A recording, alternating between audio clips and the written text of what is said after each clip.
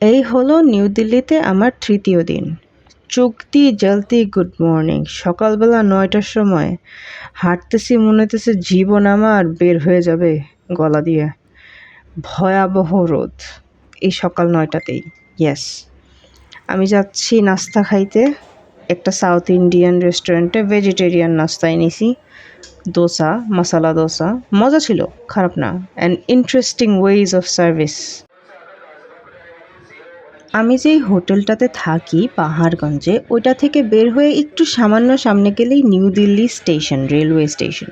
আর railway স্টেশনের প্ল্যাটফর্মগুলোর উপর দিয়ে এরকম একটা ওভারব্রিজ বানানো, ফুট ওভারব্রিজ, সেটাতে হেঁটে হেঁটে নিচে ওই পারে নামলে মেট্রো স্টেশন পাওয়া যায়। মেট্রো স্টেশনের ইয়েলো লাইন ধরে আমাকে যেতে হবে গুরগাঁও, যেটা একটু নিউ দিল্লির মেন শহর থেকে বাইরের দিকে। যেমন গাজীপুর বাংলাদেশের জন্য, ঢাকার জন্য হবে এরকম একটু বাইরের দিকে, কিন্তু অনেক ডেভেলপড একটা এরিয়া গুরুগ্রাম।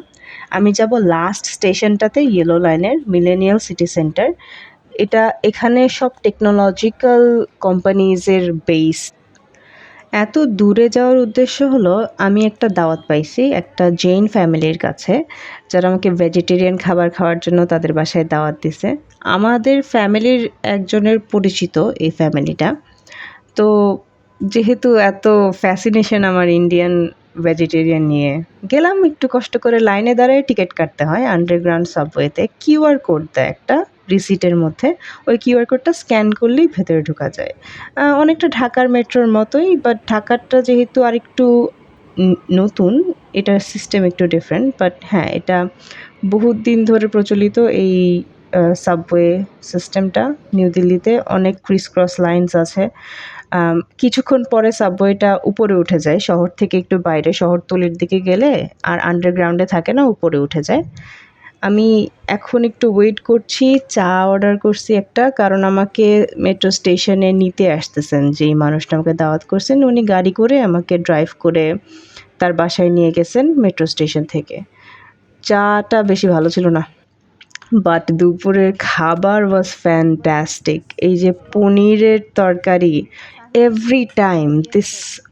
আর ছোলে ভাটোরে খাওয়াইছে মেইনলি আমাদেরকে, দই, ছোলে, এই ভাটোরা যেটাকে বলে পুরি, অ্যান্ড দ্য পনির। ভাই, why so good, I have no idea. কি দেয় এটাতে, শিখতে হবে।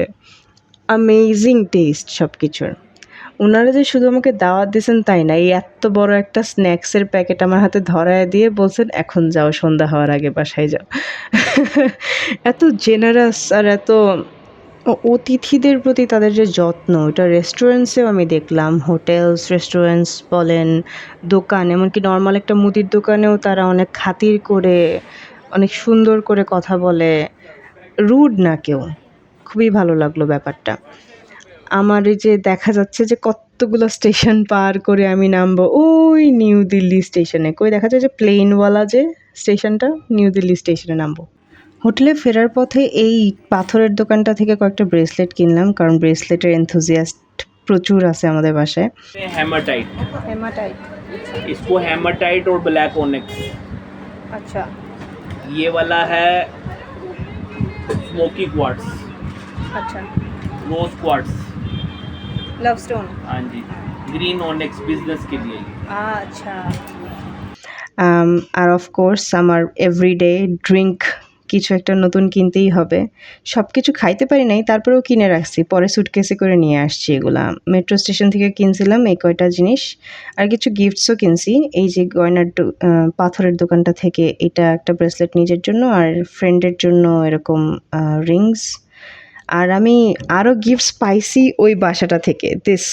এত সুন্দর আর এত এক্সপেন্সিভ একটা গিফট আমাকে ওনারা দিলেন, আমি অবাক। জাস্ট কি বলবো, এত কিছুর দরকার ছিল না, but they are so generous. এই যে এই স্ন্যাক্সগুলো ওনারা দিয়েছেন আমাকে, বিস্কিট, তারপরে এরকম ছোট ছোট ছানার মিষ্টি, নষ্টও হয় না, এগুলো ভালো জিনিস। আর কাজু কাটলি ফেভারেট আমার।